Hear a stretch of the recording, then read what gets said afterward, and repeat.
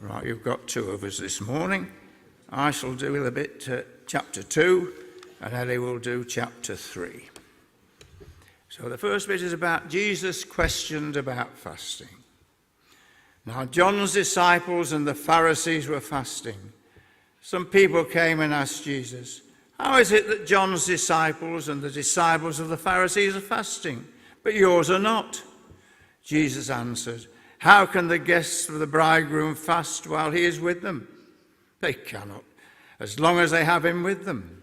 But the time will come when the bridegroom will be taken from them, and on that day they will fast. No one sews a patch of unshrunk cloth onto an old garment, otherwise the new piece will pull away from the old, making the tear worse. And no one pours new wine into old wineskins. Otherwise the wine will burst the skins, and both the wine and the wineskins will be ruined. No, they pour new wine into new wineskins." One Sabbath, Jesus was going through the grain fields, and his disciples walked along, and they began to pick heads of corn. The Pharisees said to him, "Look, why are you doing what is unlawful on the Sabbath?" He answered, "Have you never read what David did when he and his companions were hungry and in need? In the days of Abiathar the high priest, he entered the house of God and ate the consecrated bread which is lawful only for the priests to eat. And he also gave some to his companions. Then he said to them, 'The Sabbath was made for man, not man for the Sabbath. So the Son of Man is Lord even of the Sabbath.'" Now over to you, Ellie. You got the microphone? You got it all up? Okay. Another time Jesus went into the synagogue, and a man with a shriveled hand was there. Some of them were looking for a reason to accuse Jesus, so they watched him closely to see if he would heal them on the Sabbath.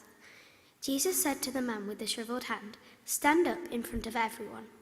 Then Jesus asked them, "Which is lawful on the Sabbath, to do good or to do evil, to save life or to kill?"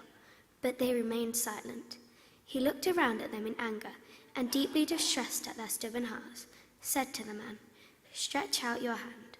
He stretched it out, as his hand was completely restored. Then the Pharisees went out and began to plot with the Herodians how they might kill Jesus. This is the gospel of Christ.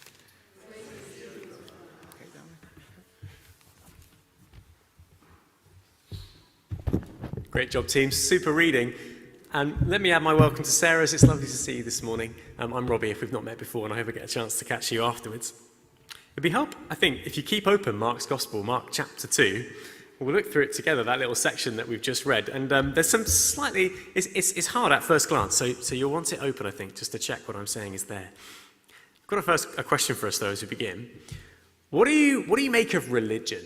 Would you describe yourself as a religious person or not? According to the last census, the number of people, and this will be no surprise to you, the number of people who describe themselves as religious has been dropping. In our area of the country, the East Midlands, just 40% of people say they have no religion at all.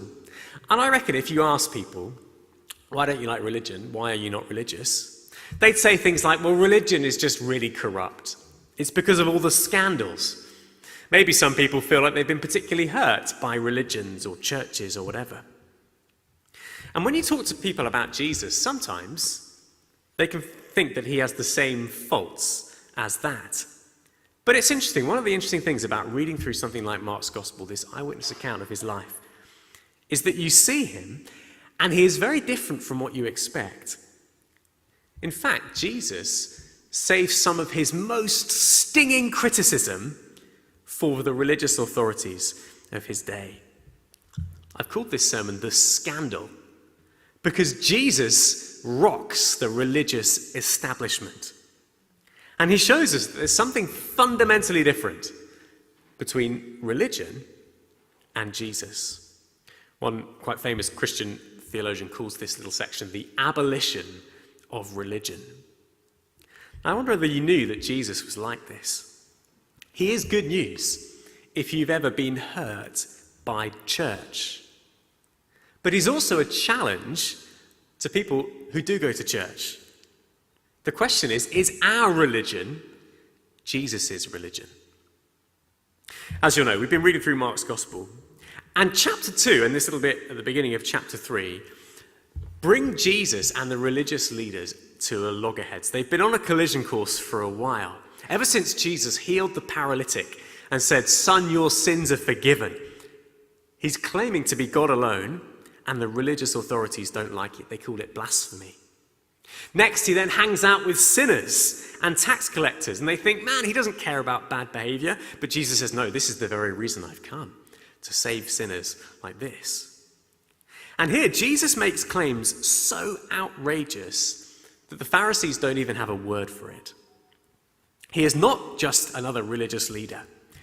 He's not even a religious reformer. Jesus has come to do away with religion, as the Pharisees understand it, for good. He wants to put an end to religion and replace it with himself. That's our first heading. We'll go through under 3 headings. Jesus, not religion. Verse 18, look at it again. Now, John's disciples and the Pharisees were fasting. Some people came and asked Jesus, how is it that John's disciples and the disciples of the Pharisees are fasting, but yours are not? Now, fasting was a practice that was described in the Old Testament. Jewish people regularly fast. They'd fast on Mondays and Thursdays, and it seems to be pretty common practice. But Jesus' disciples weren't doing it, and his answer as to why takes a little bit of unpacking. Jesus answered, "How can the guests of the bridegroom fast while he is with them? They cannot, so long as they have him with them." Now, I don't know when the last time you went to a wedding was, but if you've been at a wedding and you've been either the bridegroom or the bride, you know that you're right at the center of the day, aren't you? You may remember your wedding. We're about to celebrate a very significant wedding anniversary in our church in a few weeks' time. You may remember that you have to smile the whole time if you get married, because you're the center of the day. Everyone's there for you.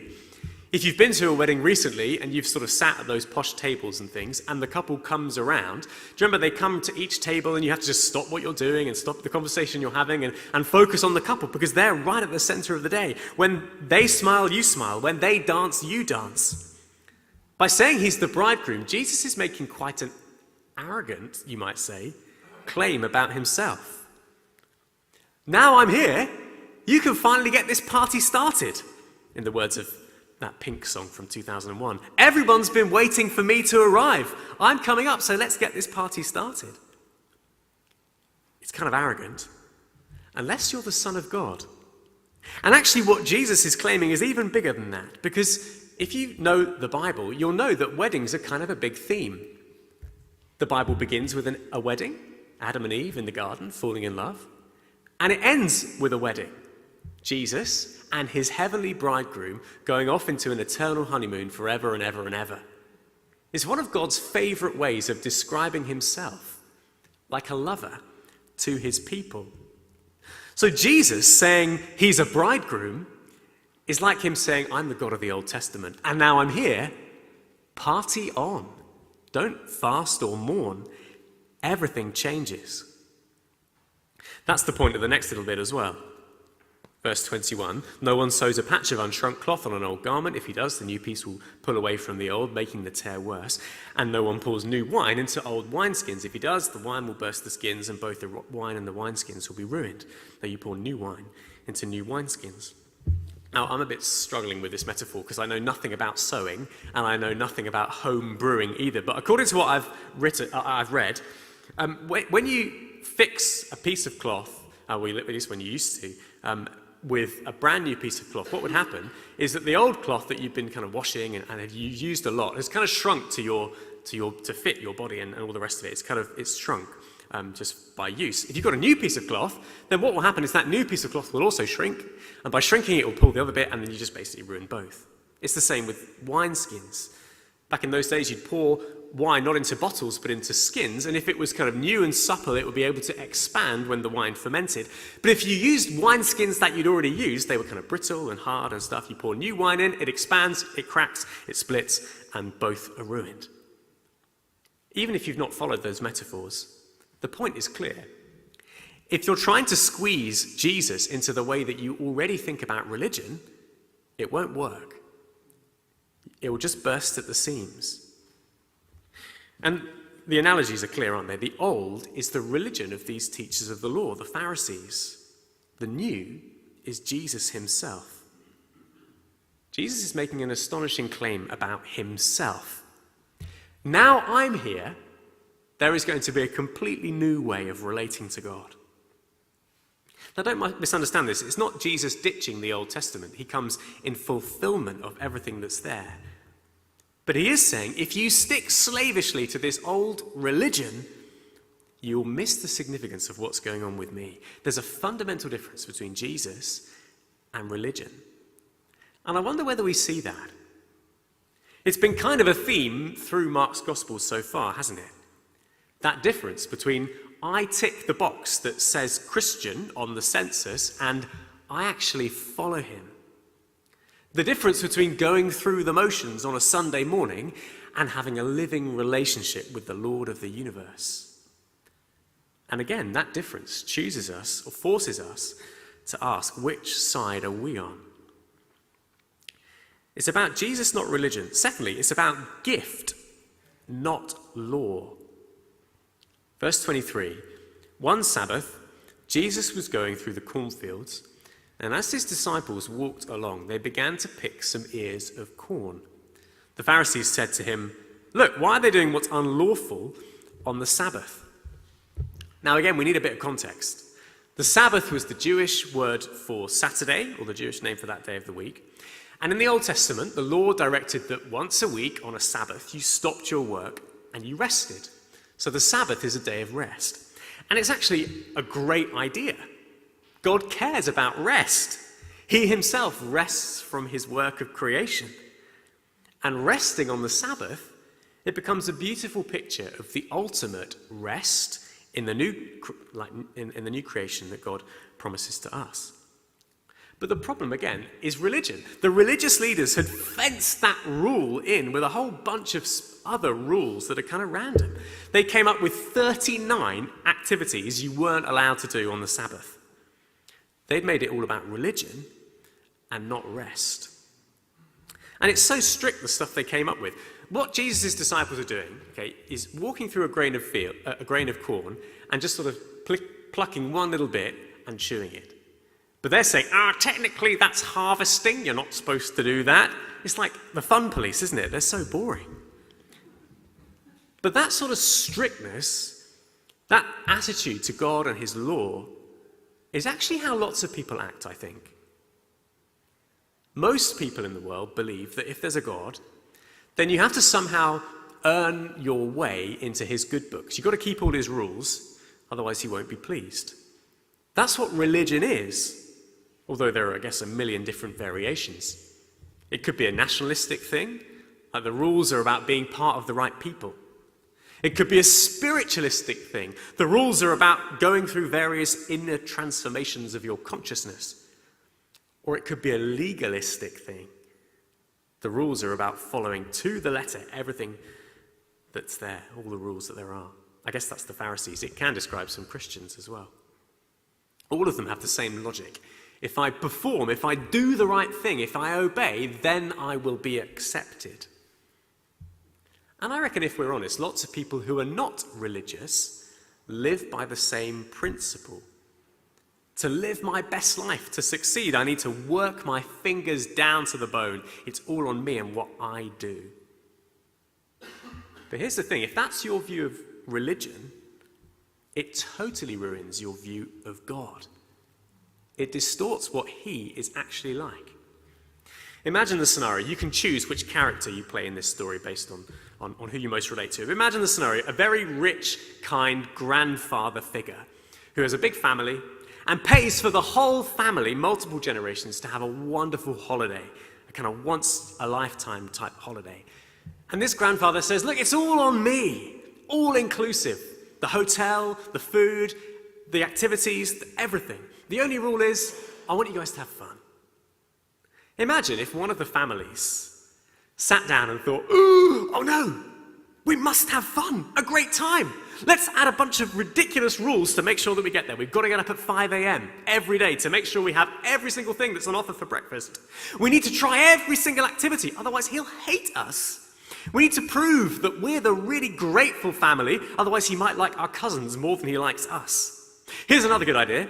Let's club together every morning and put our pocket money in and buy our grandfather an ice cream. Otherwise he'll think we're really ungrateful. I mean, it's ridiculous, isn't it? How would the grandfather react? Why are you guys so anxious? I've given you this holiday. Relax and enjoy it. My reward is seeing you have fun and enjoy yourself. It's a gift to you. It's not meant to be burdensome. And by the way, that ice cream is kind of offensive considering how much it cost. But that is how religion treats God, isn't it? And I don't know about you, it sometimes describes me and my attitude. God, look what I've done for you this week. Do you love me? Do you love me? Or if we feel rubbish about ourselves, I must try harder. He must hate me. It's all about my performance.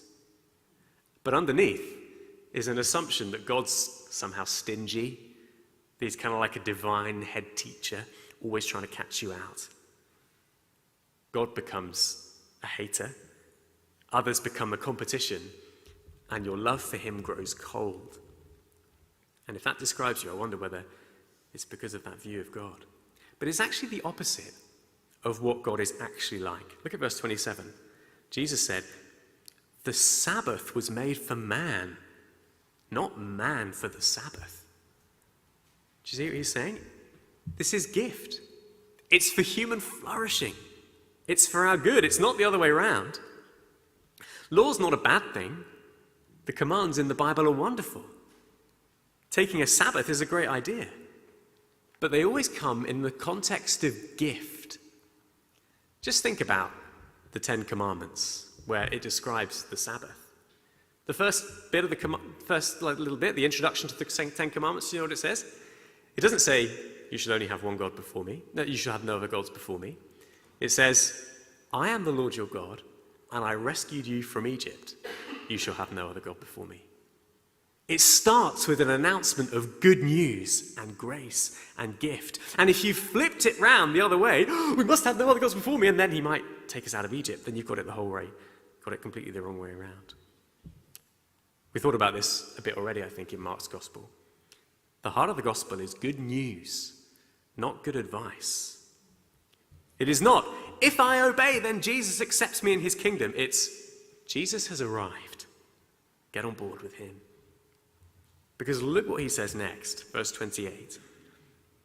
The Son of Man is Lord, even of the Sabbath. It's another massive divine claim. He's claiming to be God. He makes it all about him. But do you see what he's saying? Sabbath is not just a gift from God, it's my gift. Working your fingers down to the bone to please God? No. I am the source of rest that you ultimately need. Stop trying to earn your way into my kingdom. Just receive me as a gift. And this makes all the difference in the world. Let's have the slide of that picture, that first picture. Kevin, does anyone know what film this is from? Chariots of Fire, yes, the classic Chariots of Fire. Apparently it was 100 years ago this week that the Eric Liddell, the Christian Olympian, won gold medal in Paris in 1924. It's famous, the story, and it's a great film if you've not seen it, because he obviously refuses to run on a Sabbath. And he loses the chance of one gold medal, but then in the 400 meters, he wins it. It's a great story. But the movie's really good because it adds another layer of kind of what's going on in terms of what's going on by contrasting Eric Liddell, who's a Christian, with another athlete called Harold Abrahams. For Liddell, running is a gift. He says, God made me fast, and when I run, I feel his pleasure. So everything he does is out of joy. When he rests, he rests. But even when he's running, it's kind of rest. Harold Abrahams, on the other hand, has this line in the film which is haunting. He talks about the 100 meters sprint, and he says, I've got 10 seconds to justify my existence. For Harold Abrahams, he's tired even when he's resting because he's running out of a need to prove himself. To make it a bit more up to date, here's another sportsman who you should, I hope, recognise, Bukayo Saka, who's been famous in this Euros campaign in England. I don't know whether you have heard very much about his Christian faith. He's very public in interviews talking about his trust in God. And you'll know that, well, you may or may not know this, but anyway, 2 years ago in the World Cup, he missed a penalty. Missing a penalty for England, that's a massive thing. The pressure's on, you really feel it. But just last week, when he scored a key penalty against Switzerland, describing how he managed to get there without completely crumbling, he said in an interview, "The main thing for me is keeping my faith, having faith in God, so I don't need to be nervous or worried about any outcomes." For him, it doesn't matter whether he scores or not. I could start worrying about different things and different outcomes, but instead I just choose to put my faith in God. And it gives him a sense of peace, whatever happens. He knows that he's loved. He receives it as gift, not as law. And I wonder whether that describes our attitude. If God does feel a bit distant, cold, like a sort of divine headmaster out to get us, then maybe we're more religious than we thought. Jesus says, "Come to me, all who are weary and heavy laden, and I will give you rest." So it's about Jesus, not religion. It's about gift, not law. And finally, just as we close, it's about life and not death. Chapter 3, verses 1 through 6. The confrontation comes to a bit of a head. Another time, he went into the synagogue, and a man was there with a shriveled hand. Some of them were looking for a reason to accuse Jesus, so they watched him closely to see if he would heal him on the Sabbath. And I find verse 2 an astonishing verse. Here we see how religion completely distorts reality. See how the logic works. Jesus is, in their minds, a miracle worker. So if he works, if he heals someone on the Sabbath, it's like he's working. You've broken the rules. The irony is they don't doubt that Jesus can actually do it, but religion has so blinded them that they can't see how damaging their approach is. And I love Jesus' boldness and courage. Verse 3, he gets the man to stand in front of everyone, and then he asks a brilliant question. Which is lawful on the Sabbath? To do good or to do evil? To save life or to kill? And they remain silent. It's brilliant because it reveals the ultimate difference between religion and gospel. They have completely different end points. This is about life and death. Of course it is. The Sabbath has always been about giving rest to the weary, about restoring the diminished. But because of their obsession with law, the religious leaders are more bothered about looking good than doing good. They care more about religion than God himself. Their hearts are as shriveled as the man's hand. They prefer him to stay ill. This is why Jesus gets so angry. Just look at verse 5. He looked around at them in anger and deeply distressed at their stubborn hearts. It's actually the only time in all four Gospels where it explicitly says Jesus is angry. What gets him so cross? Here's the scandal. He hates religion. And religion hates him back. Because ultimately, as Jesus sides with life and heals this man, religion sides with death.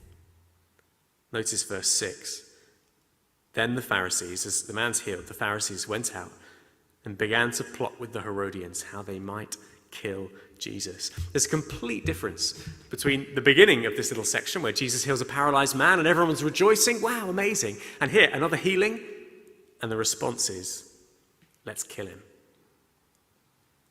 It sounds extreme, but it's actually consistent with what we've seen. Jesus says it's not the healthy who need a doctor, but the sick. And if you know you need Jesus, then that is the best news in the world, and it leads to rejoicing. But if you think you're okay, if you think you can heal yourself and work your way up to God, then Jesus is a real threat. He shatters the idol of self-achievement and man-made religion. And as we come to land, Jesus is forcing us to pick sides.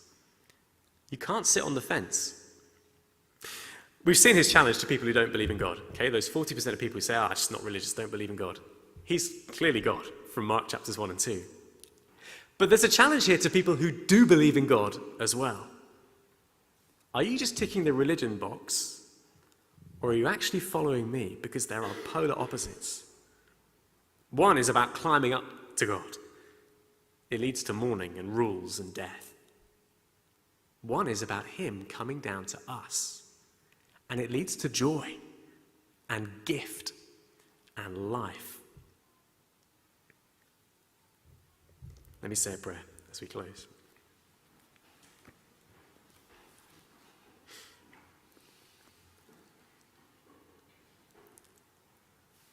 Father, thank you for the way that Jesus challenges us.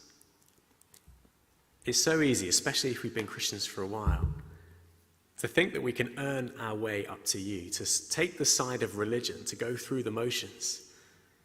But Father, teach us, we pray, to come back to Jesus. In Christ alone, our hope is found. Please, our Father, show us again the amazing and wondrous gift of your Son, and help us to find rest and life in him. Amen.